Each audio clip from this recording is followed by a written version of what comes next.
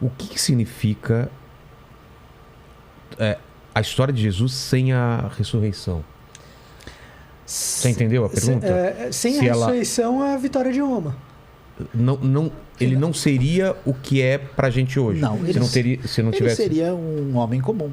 Ele seria um profeta. Então, um profeta que foi morto por Roma como qualquer pessoa. A nossa fé se baseia na crença com certeza que ele ressuscitou. Sim, sem a ressurreição a nossa fé é vã, vazia. Diz Paulo.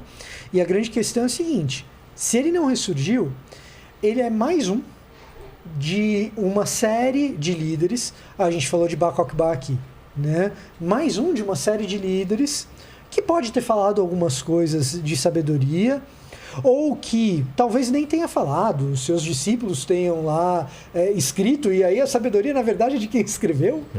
Né? Agora, com a ressurreição, a história muda completamente, porque com a ressurreição, ele derrota o principal instrumento da pena capital de Roma, e mais do que isso. Com a ressurreição, um mundo que foi criado originalmente bom. Quando a gente olha para a Bíblia hebraica, né, a gente vê Deus criando as coisas, e viu Deus que era bom, e viu Deus que era bom, e viu Deus que era bom. Chega no último dia, viu Deus que era muito bom, tudo que ele fez. Um mundo que foi criado originalmente bom, mas que é corrompido pela crueldade que a gente coloca nesse mundo, Deus pega e fala o seguinte: não, eu estou consertando essa história e eu estou criando um novo céu e uma nova terra, com uma nova Jerusalém prometida, num mundo que é melhor ainda do que aquele mundo originalmente bom que eu criei. Remaking, versão 2.0. E eu começo a fazer todas as coisas novas, a partir da ressurreição, fazendo novo o corpo do meu filho que foi esmagado contra a cruz. Aquele que é o maior alvo de toda a crueldade que a gente colocou no mundo, eu começo a partir do alvo de toda a crueldade a reconstruir esse mundo que foi corrompido pela crueldade humana, que a gente chama na teologia cristã de pecado. Na teologia cristã a gente chama de pecado. Isso que a gente chama de pecado, a crueldade humana, a maldade que a gente perpetua um contra o outro, as mentiras que a gente conta, as falsidades nas quais a gente está envolvido, todo tipo de injustiça que a gente perpetua, tudo isso sobre ele na cruz. No terceiro dia, Jesus pega isso que foi totalmente... Deus pega tudo isso que foi totalmente destruído e reconstrói, e começa a reconstruir a partir do corpo do próprio Filho. Isso na história redentiva, a ressurreição tem esse papel de nos mostrar que a gente aguarda por um mundo reconstruído, que nós temos um novo céu e uma nova terra que a gente espera para que chegue, de um mundo que foi criado originalmente bom, mas que foi corrompido, mas que a gente espera que esse Jesus com o corpo restaurado, que chorou na morte de Lázaro, ele mesmo enxugue as nossas lágrimas. E é importante... Mas eu te interrompi, o que você ia falar? O importante é o seguinte, porque você olhando para isso, uma história de ressurreição não é um negócio assim, que a gente pode dizer, agora ressuscitou, tudo bem. Então, existe um questionamento, inclusive do pessoal mais cético e crítico, fala, não, peraí, Jesus não ressuscitou, né? E aí a gente vai ver que o Novo Testamento apresenta a confiança. Os discípulos, eles eram assustados e covardes, né? Fugiram. De repente, esses caras estão aí enfrentando o mundo todo. A grande diferença está na convicção da ressurreição. E a ressurreição é tão determinante que ela é o centro de tudo que vai acontecer no Novo Testamento. E a gente pergunta, mas será que esse negócio está bem contado?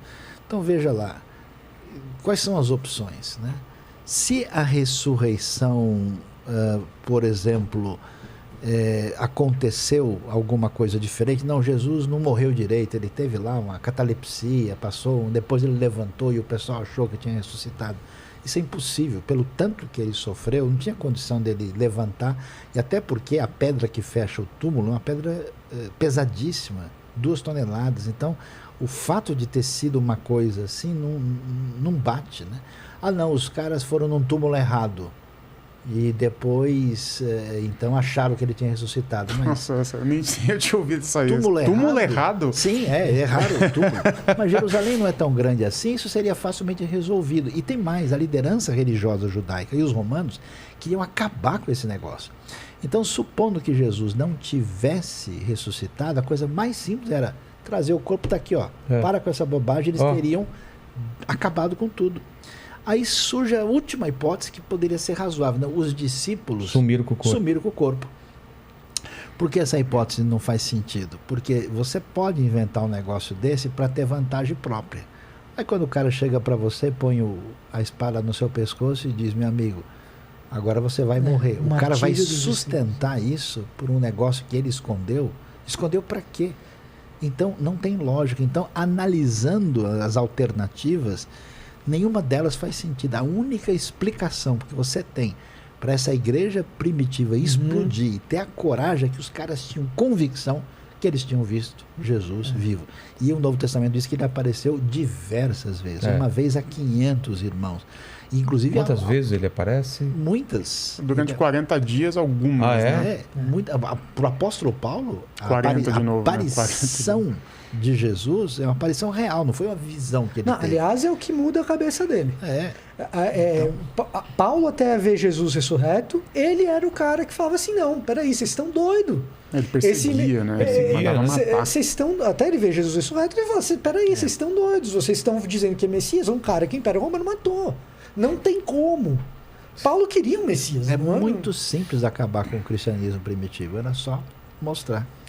E o pessoal nunca mostrou. E o que é fascinante é o fato de um grupinho, isso é fascinante, de um grupinho de meia boca, de pessoas numa cidade que tinha a sua relevância, mas assim, para o mundo antigo, Israel era um lugar pequeno, nunca foi uma nação tão dominante assim, nunca foi uma nação dominante para valer.